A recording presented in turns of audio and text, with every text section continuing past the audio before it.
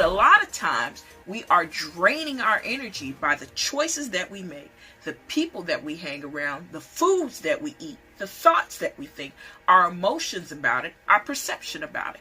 So you first have to accept the notion that you are a vibrational being. You are a spiritual being having a physical experience and not a physical being having a spiritual experience. This must be imprinted and downloaded into your brain. Now, if for some reason you're having challenges with shifting that paradigm, I have a solution for you.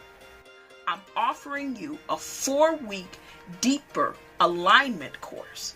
This 4-week course will help to deal with certain issues such as shifting the paradigm and what steps to take to do it, energy blockage and removing that, dealing with deeper sadness, dealing with certain levels of the feeling of being cut off from ourselves emotionally, sustaining alignment through shifts and changes in your life. Now, if you're listening right now and you're knowing and you're saying to yourself, I've tried law of attraction, I've tried this, I've tried that, but nothing seems to be working, that is because there may be some deeper energy blockages that you need to release from your human energy field before you can move forward into an everyday alignment. 3, 2, 1. In making the paradigm shift to seeing yourself as an energy being, as I stated, you're going to want to do things that expand your energy more. But at the same time, you're not going to run from contrast. In doing so, you will find that you will have a more balanced experience. So first and foremost, some of the most important things to do in shifting your paradigm as an energy being is you realize that you are connected to something larger than yourself. Now, many people have called this connection to something larger than themselves God, Buddha, Yeshua, Krishna, Christ consciousness, Muhammad, so on and so forth. This larger part of you exists as a frequency. This particular frequency allows us to be connected to all those around us. With the paradigm shift, you begin to accept that you were once part of the non-physical experience, meaning that at some point you were all energy. Remember, everything is energy, atoms and molecules that cluster together and become physical matter. You ever heard that term, everything is energy, and ever wondered what they really mean by that? Now, many of you already know this, but for those who don't, again, everything begins as an atom or a molecule. And when those molecules are clustered together, they create physical matter. So, for example, when you look at a chair, it's not really that it's physical. It's that all of the atoms and molecules came together and they're vibrating so slowly that you can catch them with your physical eyes. However, there are things that vibrate on higher frequencies and we can't catch them with our physical eyes, such as sound. But can you see sound? Maybe some of you can.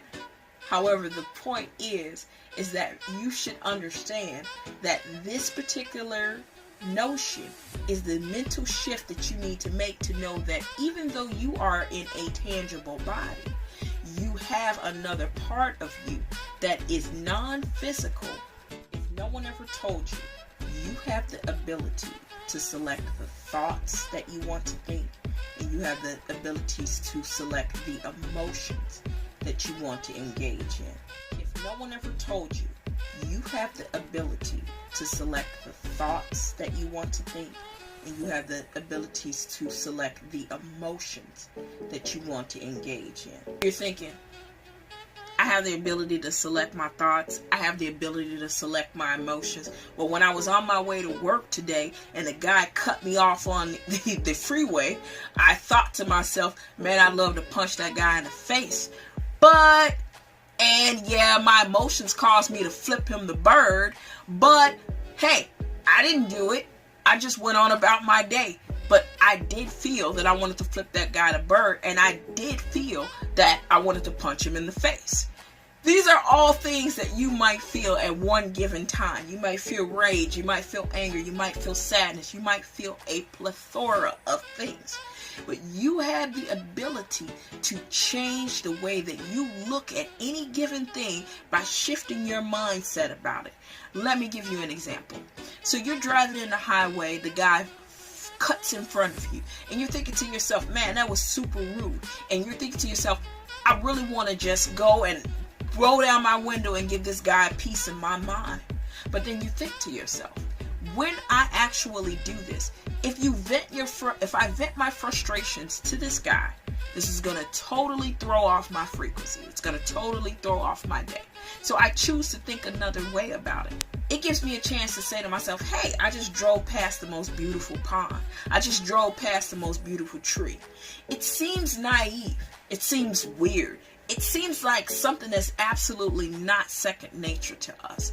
But given an opportunity to, instead of engaging in and being pulled into an emotional cul-de-sac of negativity, we get an opportunity to be pulled into an emotional awareness and choose a thought. The thought comes through.